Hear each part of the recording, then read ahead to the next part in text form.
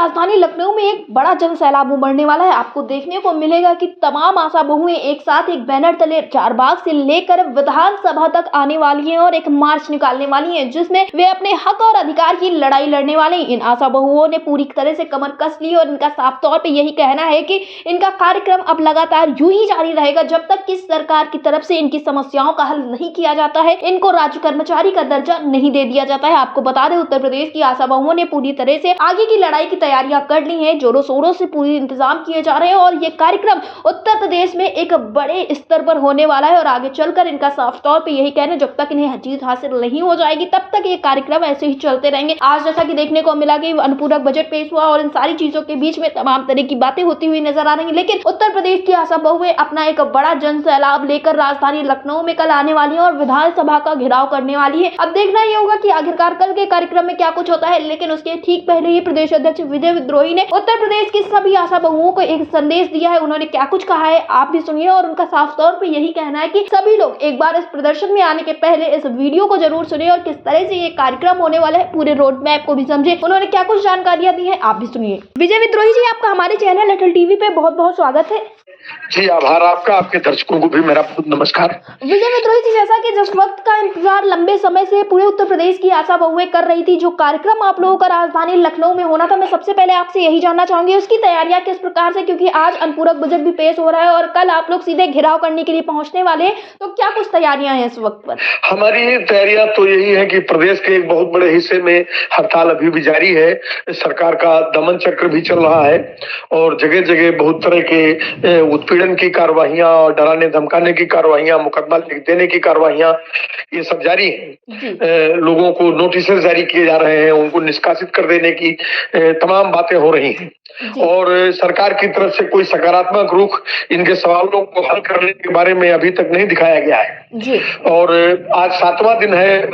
8वां दिन है हड़ताल का और कल का जो प्रस्तावित कार्यक्रम है वो प्रस्तावित कार्यक्रम विधानसभा मार्च का है, जो चारबाग रेलवे स्टेशन से शुरू होगा।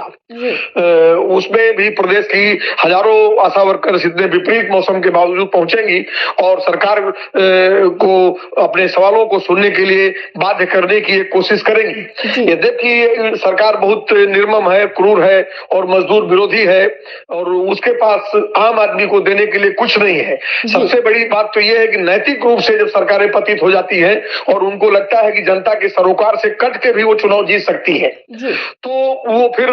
लोक हिताय जो उनका नारा रहता था, भारतीय लोकतंत्र के भीतर की जनता के लिए सब कुछ, उसके बजाय सब कुछ पूंजीपतियों के लिए। तो यही दरअसल में इस आंदोलन के साथ भी सरकार व्यवहार कर रही है और निश्चित तौर से ये लड़ाई काफी कठिन है और लेकिन इस चुनौतीपूर्ण लड़ाई में आशा वर्कर सबकी बार आर पार के संघर्ष के लिए तैयार है और इस मौसम की भी चुनौती को सामना करते हुए, एस्मा की चुनौती का सामना करते हुए हड़ताल के मैदान में डटी हुई है और मौसम की चुनौती को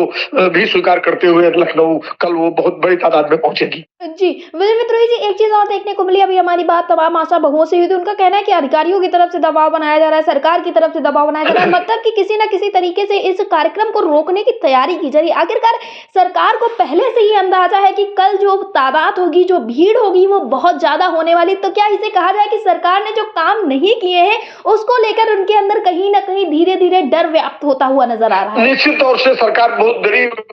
आंदोलन से और इसीलिए 12/13 की रात उन्होंने पहले इस आंदोलन को रोकने के लिए एस्मा की घोषणा की और एक भय पूरे प्रदेश के अंदर पैदा करने का काम किया। लेकिन पहले दिन ही 1 लाख से अधिक आशा वर्कर्स आंदोलन में उतरी और उसके बाद लगातार उनका उत्पीड़न का अभियान जारी है। आप ये 18 तारीख को आपको शायद जानकारी होगी कि जो जिला मुख्यालयों पर कार्यक्रम था उसमें जनसैलाब उमड़ पड़ा और कानपुर देहात में उन्होंने हमारे वहां के एडीएम ने शराब के नशे में धुत होकर के वो आया और उसने हमारी जो राज्य संगठन सचिव है अंजू कटियार जी, उनका हाथ मरोड़ दिया, उनका फोन छीन लिया। एक आशा इसका वीडियो बना रही थी, वो उसको खींच ले गए, पुरुष कर्मी उसके सहकर्मी घसीट ले गए और उसको 2 घंटे तक अकेले जिलाधिकारी कार्यालय के किसी कक्ष में बंधक बनाकर रखा और जब बहुत बड़ा प्रतिरोध हुआ तो 6-6:30 बजे शाम को उसको उन लोगों ने अंदर से रिहा किया और उसका जितने वीडियो उसके मोबाइल पे थे उन सबको डिलीट किया। इसी तरह कुशीनगर में कुबेर स्थान है, वहां पर उनकी दरिया छीन ली गई, बिस्तरे छीन लिए गए और बैठने की जगह से उनको खदेड़ दिया गया।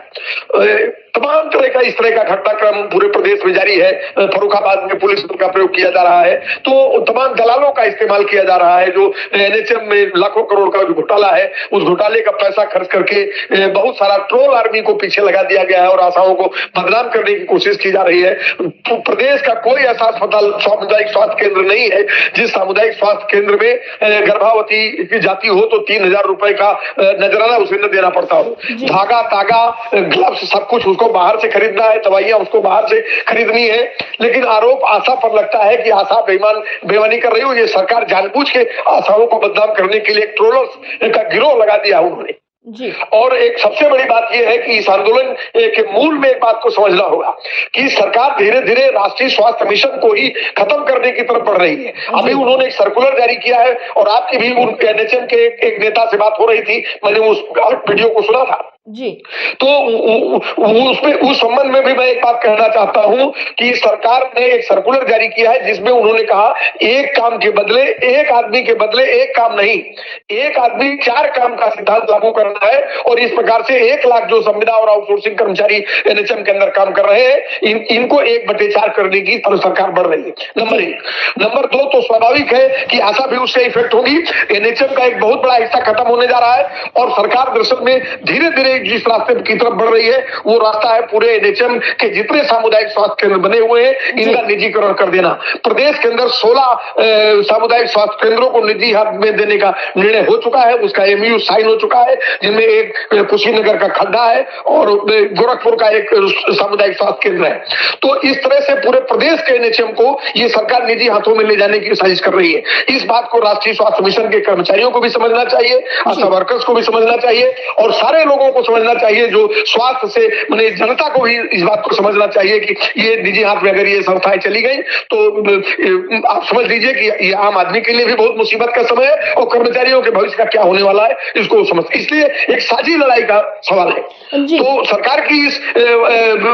जो कोशिश है, इस कोशिश को बेनकाब करते हुए अगर सरकार हमारी बात कल नहीं सुनती है, हमारे साथ कोई बातचीत करके मसला हल नहीं करती है, तो हम प्रदेश भर में एक कैंपेन चलाएंगे और हर दरवाजे पर इन्हीं आशा वर्कर्स के जरिए सरकार की इस काले कारनामे, लूट और श्रम की लूट के साथ साथ इसके निजीकरण के जरिए पूंजीपतियों को लाभ पहुंचाने की साजिश और जनता को स्वास्थ्य के अधिकार से वंचित करने की जो कोशिश है उसको हर दरवाजे पर एक चिट्ठी चिपकाएंगे हम। और ये लड़ाई चलेगी 2027 के वोट के दिन तक चलेगी जी। इससे पीछे हटने वाले नहीं है हम लोग जी। विजय विद्रोही जी, जो कल से सभी आशा बहुएं राजधानी लखनऊ पहुंचने वाली है, यहाँ तक कि देखने को मिलेगा आज शाम से ही सभी लोग पहुंचने वाले, तो कल के कार्यक्रम के लिए आप उन सभी लोगों को क्या कुछ कहना चाहेंगे? हम ये कहना चाहते हैं कि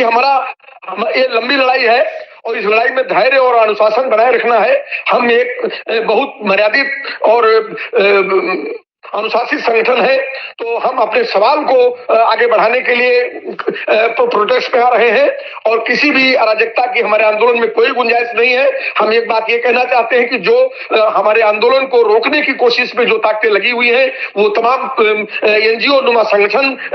एनएचएम के इशारे पर इस कार्रवाई में लगे हुए हैं, तमाम अधिकारी लगे हुए हैं, तमाम प्रशासनिक मशीनरी लगी हुई है। इन सब को बेनकाब करते हुए, धक्का मारते हुए अपने सवाल को लेकर के विधानसभा की ओर बढ़िए और कल कोई दिन को ऐतिहासिक बनाइए और एक कदम अपने आंदोलन को आगे बढ़ाइए। जी, विजय विद्रोही जी, अटल टीवी से जुड़ने के लिए धन्यवाद।